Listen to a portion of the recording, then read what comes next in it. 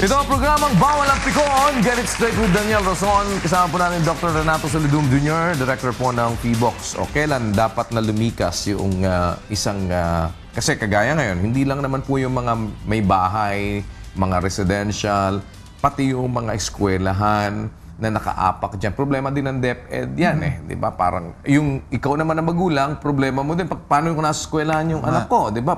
Nasa area pala ng fault line yung kanilang eskwelahan. Ano ba ang dapat na sunding panuntunan dyan? Una-una, punta muna tayo sa mga eskwelahan. Okay. Kasi ang mga eskwelahan, typically, mahaba to.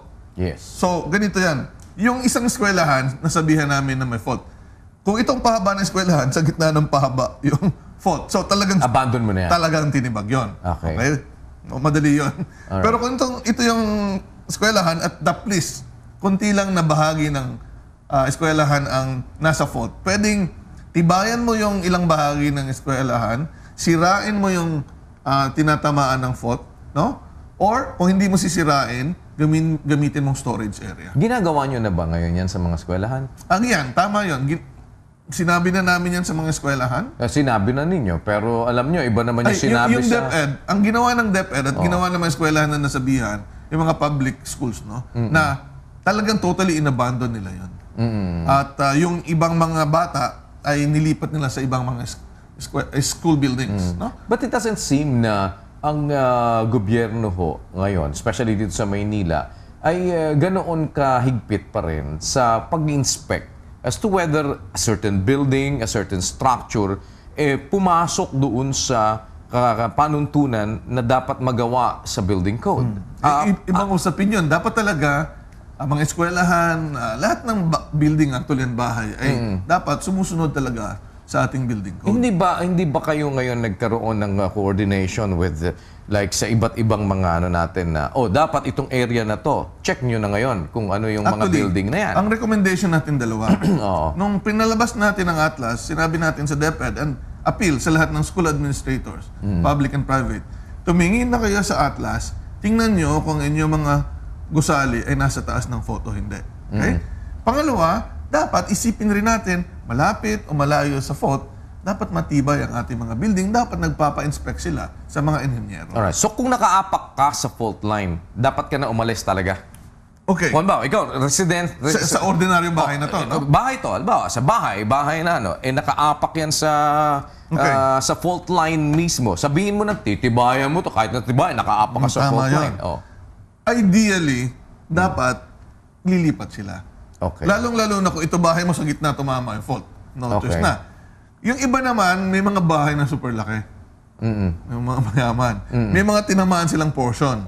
So, again, pwede silang mag-decide na itong portion na to, hindi na ako titigil dyan. Gagamitin ko ng storage, sitibayan ko yung ibang bahagi. Okay. So, pag lumindol, dito ako sa kabilang side. Ang problema sa maliit na bahay. Yun yung mahirap na usapin. Ngayon, may mga tao nagsabi, alam na namin kung nasaan ang fault, siguro hindi pa namin kaya na lumipat, so ang aming gagawin, maghahanda kami. Paano mag-responde during yes. Paano ba ang gagawin? Yung bang pagre-retrofit kung nakaapak ka talaga sa fault line? Ay, mahirap yun. So, ibig mo sabihin, Dr. Solidum, kapag nakaapak ka talaga sa fault line... Kung malit lang bahay mo, talagang ano yun. Pero, alam mo, kahit na malaki pa yung bahay mo, nakatungtong ka talaga. Sabi mo, isang diretsyo na gano'n, nakaapak ka doon sa fault line. Yung portion na yun ay masisira.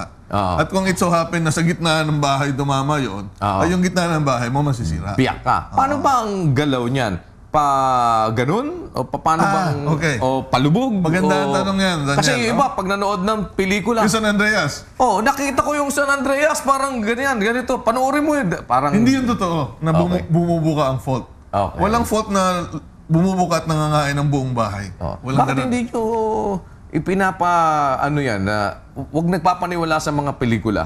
Tinatakot nila sa sarili. Sasabihin nila, pelikula yan, diba? Freedom ng expression. So, hindi totoo yun. Okay. Paano ang galaw ngayon yan? Ang mga faults, may tatlong pure na motion. Ganyan. Okay. Yung isa pa ganyan. Yung isa pa baba. Okay. Pwedeng kombinasyon. No? Okay. Hindi po yan bumubuka. So, ang importante, isipin nyo, lupa, kikilos, yung bahay mo matitwist din. Yes. Oh. Or kung bahay mo Or ay babagsak, bumaba. di masisira talaga. Walang intervention dyan. Walang intervention. Pero ang kagandahan, kapag naman iwas ka ng konti sa bahay, at even yung mga row houses, nakita na namin na kung saan dumaan yung fault, kahit row house pero matibay, yun lang yung dinaanan ng fault ang nasira. Yun lang ang masisira. Pero ngayon, kagaya niyan, halimbawa, yung nasa within 5 meters, hindi sila talaga nakaapak sa fault. Pwedeng tibayan. Within 5 meters At nakatayo na. Tibayan. At nakatayo na. Pwedeng tibayan. Nakatayo tibayan na eh. Pero kung bakante pa yan, at least 5 meters ang ilayo ng konti. Kung magpapagawa ng building. At least ilayo ng 5 meters. No? Pero kung nakatayo na, wala na tayong magagawa. So kung within 5 meters ka dun sa fault line, within 5 meters ka, advisable pa din lumikas o tibayan lang? Pwedeng tibayan, kaya lang merong risk na tinatawag. Kasi ganito, para lang maintindihan din natin kababayan, pinag-aralan namin ng West Valley Fault. At kung kunyari ito yung lupa at ito yung pinakahuling lumusot ang fault, pinakahuling event, nakita namin yung ibang events prior to that ay dito. Pero hindi lumalagpas ng 5 metro. So ang rason kung bakit nagkaroon tayo ng espasyo na 5 meters, pakanan na pakaliwa, para lang maiwasan baka lumusot ng konti dito. Yun lang. Buffer zone. No? Basta, ang sinasabi pa rin ninyo, if you're within the 5 meters, mahirap din isasapa lang. Risky pa rin yun. So kung within the 5 meters ka noong fault line, lalo na kung nasa fault line ka, dapat ngayon yan ay as much as possible lumikas. Pero sa nakita ninyo, napakaraming building dito sa Metro Manila ang nakaapak din sa fault line, hindi ho ba? Mga subdivision, mga bahay, marami. Subdivision. May ibang eskwelahan. Bahay, eskwelahan. How about mga buildings? Merong mga buildings na iba't ibang klase. Hindi lang bahay. At ang aming request sa local government ay alam na nila kung nasaan. Nagkaroon tayo ng walk the fault. Nilakad na with them. I-identify na nila at alamin kung sino mga mangyari at sabihan. So, hindi ba pagka nakaapak mismo sa fault line na gano'n, ay dapat yung mga bagong itatayo pa ay hindi dapat tinatayuan. Hindi na pinapayagan. Tama. Diba? So, anumang construction na mangyayari, mula na ipinalabas ninyo yung atlas ninyo na yan, ay isang malaking kalokohan na bakit nabigyan pa ng permiso. Dahil meron na naman silang mga information. Actually, matagal na rin yan eh. Alright, have you checked on that already? Because there are those buildings, alam ko na pati yung mga condominiums na tinatayo dyan, may nakaapak ho dun sa tinitignan ko. Hindi ko lang alam, baka mali yung tinitignan ko. Doon sa tinitingnan ko, may nakaapak doon sa fault line. Dapat siguraduhin ng local government. Pero tuloy-tuloy yung bago lang bagong construction. Yun nilalagay. So dapat siguraduhin yun nila. Kasi sa local government, at least maraming permits. Maraming pupuntang opisina para makapayagan ka na magtayo. Yung land use. No? Kung sa land use, yun sila nagsasabi, lokasyon mo ba ay tama o mali. So kung may fault dyan, hindi na nila papayagan. Pagdating naman ng building official, dapat matibay yung design, matibay yung bahay na gagawin. Paano nyo masasabing matibay na isang bahay? Kasi karamihan naman, mabuti na mabuti kung lahat may structural engineers. Tama. Yung iba, wala namang structural engineers. Maganda yung tanong mo kasi. Ganito yung aking advocacy ngayon. No? Actually, madali lang palang malaman kung ano yung pinaka-basic elements ng matibay na bahay. Kunyari, gagawa ka, ordinaryong bahay. Maliit lang. Ang kailangan natin gawin sa outer wall ng bahay mo, minimum 6 inches hollow blocks. Pero marami 4 inches. Minimum sa bakal na ginagamit para ilagay, 10 millimeters. Marami 6 millimeters. Dapat ang yung mga vertical na tinatayong bakal, dapat 40 centimeters apart. Tapos yung mga pahiga na paglagay ng bakal, dapat every 3 hollow blocks or 60 centimeters apart. So, dapat ang shape ng bahay mo ay regular na shape, square, rectangle. Dapat meron kang pundasyon, huwag lang papatungan ng semento. Hindi ka dapat nagpapagawa lang ng extension pataas o pahalang nang wala na talagang konsultasyon kasi habang lumalaki, tumataas o lumalapad pwedeng mag-twist separately ng iba't ibang portion ng bahay. So, nagpalabas kami, Daniel lang, how safe is my house? Parang guidance and questionnaire. Guidance kung, pwedeng gawing guidance kung magpapatayo lang ang isang ordinaryong pamilya ng bahay, o di kaya, kung nakatayo na, paano mo laman kung matibay? Yes. Ito'y downloadable din sa ating website. Okay. At bawat tanong, hollow blocks, malapad ba? Score mo ng 1 or 0. At after that question, ito-total mo yon at base sa score mo, malalaman mo kung Pasado ayos ka ba, o hindi. pasado o hindi. Parang, oops, gibay na to. Na-test na yan natin sa Bohol. Pero Okay. isang survey yan na nag-initiate kami. Pero ako, sabi ko, simple lang na ituro yan sa mga tao. Ba't hindi natin tinuturo yan sa eskwelahan? Kung sa eskwelahan tinuturo natin mga reproductive health system, Yes, kung ano, yes. yung paano gumawa ng bahay na matibay sa lindol at sa hangin, ay siguro 1 hour lang na babanggitin mo, lista mo lang. Hindi mo na kailangan memorize. Pag magpagawa ka na lang bahay, retrieve mo yung memory na At yun. hindi na masyadong mangangailangan ng structural engineers. Oo, kasi para nga, may doon sa basic mga, na. Para doon sa mga talagang basic lang naman Tama. yung ginagawa Tama. nila. Kasi ang mahal magbayad din ng structural Tama. engineers kung mahirap lang naman din magpapagawa ng bahay. At pangalawa, ito yung challenge ko naman sa mga kaibigan kong engineer and architect. Kung ang mga tao ay may sakit at hindi sila mapunta sa doktor, di ba may medical mission? Exactly. Okay, pero pagdating ng lindol, ang problema natin sa lindol, pagbagsak ng mga bahay na mahina. Na in the first place, kaya mahina, hindi nakapag-consulta sa professionals. Bakit hindi magkaroon ng engineering or architectural mission, ala medical mission? Very good yan, ha? And I will help you out with that. Pakampanyahin ko yan. Sasama ko kayo. Pwede ba yun? Pwede. Importante yun. Manawagan tayo ngayon sa mga engineers na Or sa bawat subdivision or sa mga organization o sa mga simbahan. Exactly. Pulungin nyo yung sa mga doktor, nurse para naman mag-respond din during the earthquake. Pero i-advance natin yung tulong.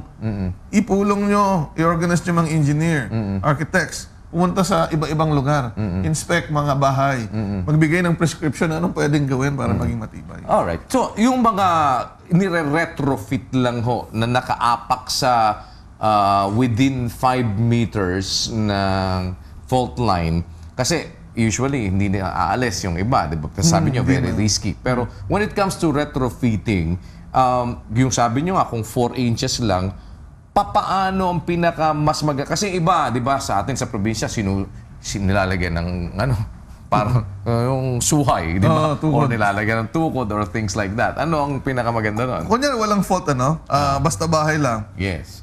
Meron kasing iba-ibang pag-aaral na para hindi bumagsak ang bahay ay buong gagalaw yung bahay. Mahirap yung paiba-iba ang kilos ng mga corners ng bahay.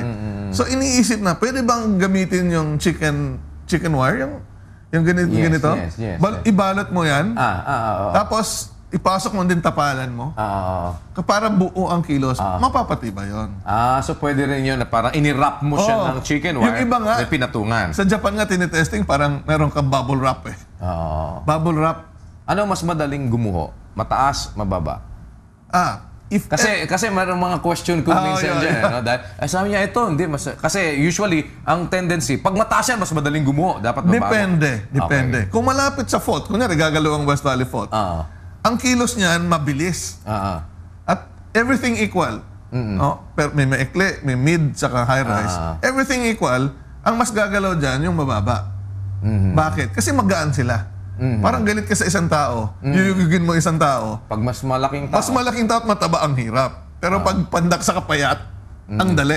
Ganun din sa building dahil sa bigat yan. Pero ang problema, maraming bahay sa residential na yung dinidiscuss natin, non-engineered. So, maraming babagsak yan. Yan yung scenario natin. Sa Kamaynilaan, kung mangyayari yung magnitude 7.2, 13% ng residential buildings heavily damaged or collapsed. 10% of the public buildings, low to mid-rise yan. And mid-rise buildings from 10 to 30 stories, 11%. Pagdating doon sa mataas, only 2% heavily damaged or collapsed. So, parang baliktad sa pag-iisip ng mga tao na kapag mataas, delikado na. Pero alam niyo yung mataas, structural engineer gumagawa. Ginagastusan ng ng may-ari. Dahil mayroong mga nagdi-design, nagka-calculate ng lahat. Iba pa, mayroong pang nilalagay sila na sa ilalim ng foundation para pag na-shake, gumalaw siya ng isang galaw lang. Ang issue talaga natin sa paghanda sa lindol ay paano matulungan ng ating mga kababayan na hindi talaga maka-hire ng engineer. No? So yun talaga. At kami ay nag-iisip, kahit hindi naman kami ahensya ng gobyerno na nasa construction business, iniisip namin, paano tayo makakatulong? So, pwede bang may sa inyo pumunta para magpa-check ng bahay? O kanino ba dapat pumunta para pwede bang pakicheck nyo yung bahay namin? Wala lang kami pambayad what? Hindi kasi kami yung engineer Okay, so nasa kanino dapat pumunta? Anong ahensya ng gobyerno? Actually, sa ahensya, mukhang malabo Kasi DPWH... So, parang kung pag-aasahan sa building natin, official lang. Local building official. Local building officials. Pero hindi naman check ng mga private houses. Dapat nga merong inisyatibo ang local government official. Ang dali-dali Dapat meron silang programa. Hindi, iba naman yung dapat sa ginagawa. Yun lang, tama ka. So ito yung ginawa namin. Nag-develop kami ng software. Katulong namin ng Association of Structural Engineers of the Philippines sa JICA. At yung software na yan, yung my computer, pwede niyang i-drawing, i-design yung bahay na nagawa niya at tingnan kung babagsak o hindi.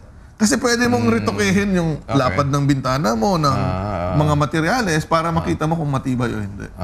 So ngayon, ano ang pinakamagandang mai-advise natin sa mga kababayan natin? Especially yung nando doon sa fault line, na sa within 5 meters ng fault line, at maging doon sa mga hindi naman talaga nasa fault line. Kasi para medyo may konkretong alam silang gawin ngayon, Kung nasa fault mismo, talagang risky yan.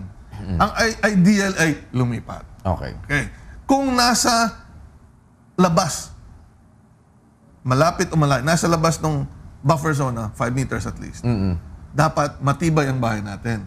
So, nasabi mo na kung ang may gawa ng bahay engineer, mukhang matibay yan, pero check pa rin natin. Kasi nagbabago yung ating building code. At saka meron namang mga engineers na, di ba? So, dapat ipacheck natin. Now, yung ang natin sa mga mahirap nating mga kababayan. Na paano ma-check? Kung pwede lang may mga taong may computer, makipagtulungan, i-download at i-evaluate yung bahay nila. And then, susunod na tanong, paano papatibayin?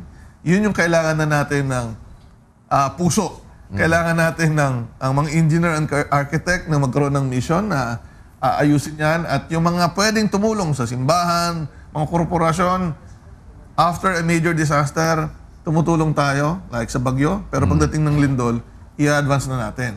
Yun yung mahirap na usapin. Anong gagawin sa mga bahay na mukhang babagsak? Kasi kailangan ng tulong yan, kailangan ng pera. Pero dapat siguro ang gawin muna, makita muna talaga ang gobyerno naniniwala. Tama. Dahil una, baka may mga public buildings pa ngayon na nakatayo, nasa fault line. Tama. Pero hindi pa ina-abandon. Kailangan gawin yun. So meron ba? Meron, di ba? Sa schools, yes. Okay. Ginagawa na ba? Ginagawa na ng DepEd. So, inabandon na yung ibang buildings, puro private na ba o may public pa? Baka may mga public ba? Kaya lang, kailangan nga natin ng appeal ng lahat ng building administrator na tumingin sa mapa. Kasi hindi mo natin ma-identify kasi kung makita halimbawa ng mga tao na, inabandon tong building na to. Walk the talk. Di ba? Kasi, pero halimbawa, ito nga building na to, nasa fault line to, ba't hindi naman, tinatakot lang tayo. Tama yun, tama yun. Importante talaga na lahat ay sumunod. No, well, maraming salamat po sa panahon, and kung meron silang gustong malaman, pwede silang bumisita sa www.fevox.dost.gov.ph. Okay. At pwede rin silang bumisita, yung malapit lang bumibisita. Yung ibang hindi maka-access sa website, nung walang computer, pumupunta rin sila sa Fevox. Binibigyan namin ng libre ng CD ng FOT at pwede rin kung what to do. Nandun din po. Meron ba kayong call center or... Pwede silang tumawag sa 426-1468. Depende po yun sa tanong. Kung sa FOT, papakinggan nyo yung geology. No? Kung sa earthquake, malalaman nyo sa directory, pakinggan nyo lang telepono. So may sumasagot naman? Meron sila, sasagutin po yun. Pero kung saan kayo pupunta, iisa-isahin, i-enumerate kung anong concern ito yung tatawagan na local line. Hindi naman yun, the number you dial is not a number. Maraming salamat po. Maraming salamat. Thank you so much. Fevox Director Dr. Renato Soldum Jr. Dito lamang po sa programang Bawal ang Pikon. Get it straight with Daniel Razon.